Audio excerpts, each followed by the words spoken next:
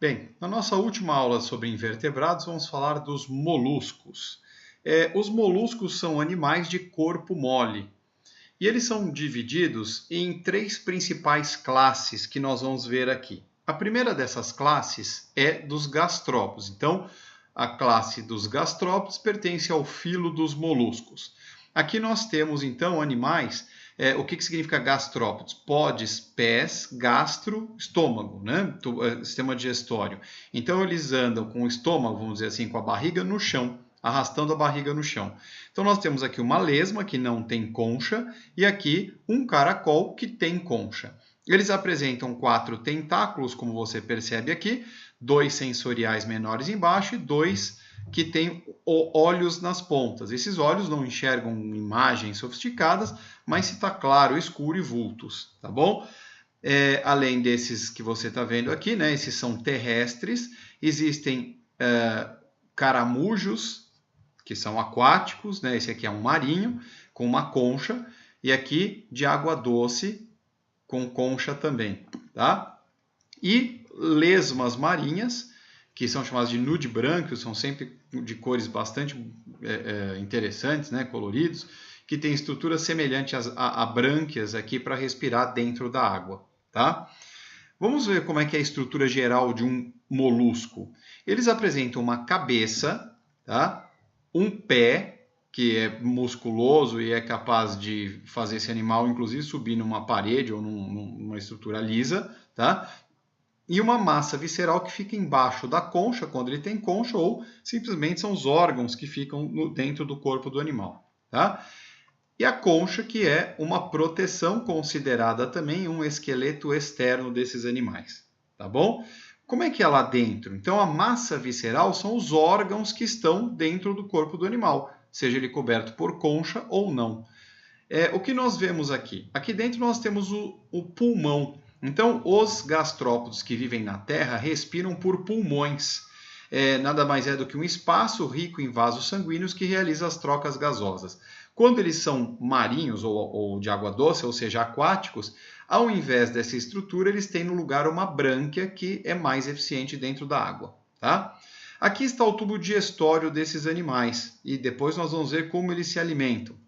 Aqui o gânglio nervoso, então, como nos artrópodes, eles têm um sistema nervoso ganglionar, tem um grupo de neurônios e o cordão nervoso se estende ventralmente, né, na região da barriga do animal, tá? E o coração aqui, que vai bombear o sangue por um sistema circulatório aberto, como é nos artrópodes. Então, esse líquido ele vai banhar todos os órgãos, né, no espaço celomático e volta para ser bombeado pelo sangue novamente, tá bom? Bom, como é que eles se alimentam? Então, aqui tem uma folha que está sendo comida aqui pelo caracol, tá? Só que elas muitas vezes são grandes. Como é que ele consegue cortar pedaços se ele não tem mandíbula, não é capaz de morder? Ele tem uma estrutura chamada rádula, que é característica dos gastrópodes, mas principalmente dos moluscos. Só moluscos apresentam isso daqui. Então é como uma espécie de língua toda serrilhada. Essa língua ela vai, vamos dizer assim, lambendo o alimento e arrancando pequenas partículas que vão sendo engolidas pelo animal.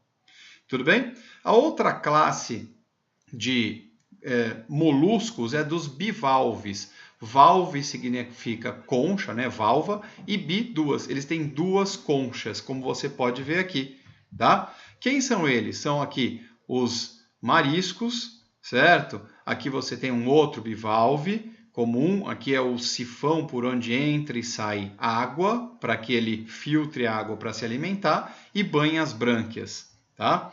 Aqui mais algumas espécies, todas elas com duas conchas, tá bom? Eles são animais filtradores, isso é muito importante, porque quando eles vão se alimentar, o que acontece? A água entra pelo sifão inalante, que inala a água, lá dentro passa por brânquias, para oxigenar as brânquias e poder oxigenar o sangue do animal, e também para reter partículas de alimento lá dentro. E essa água, então, sai pelo sifão exalante, tá? E assim esse animal se alimenta e consegue gases.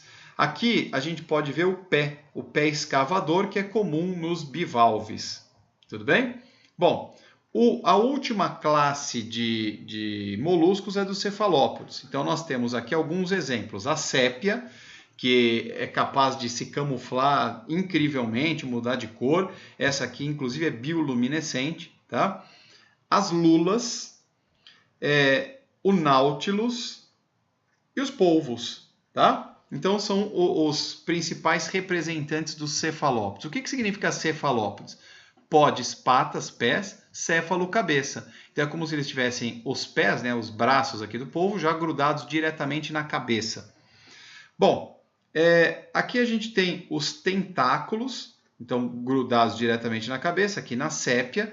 E aqui você pode ver o buraquinho que é o sifão, por onde ele é capaz de liberar água. Esses animais eles têm respiração branquial, como em geral os animais aquáticos apresentam, tá? E eles têm algumas importâncias. Alguns são hospedeiros de parasitas e transmitem, portanto, doenças para humanos, como esse caramujo africano gigante, que transmite alguns vírus para seres humanos, e esse planorbídeo, que é a Bionfalaria, é um caramujo de água doce, que é um dos hospedeiros da esquistossomose, da barriga d'água. Então, ele é um hospedeiro do verme, né? E eles completam, fazem parte do ciclo desses parasitas. Mas eles também têm uma importância alimentar muito grande. Aqui nós temos os escargots, né? Que são caramujos.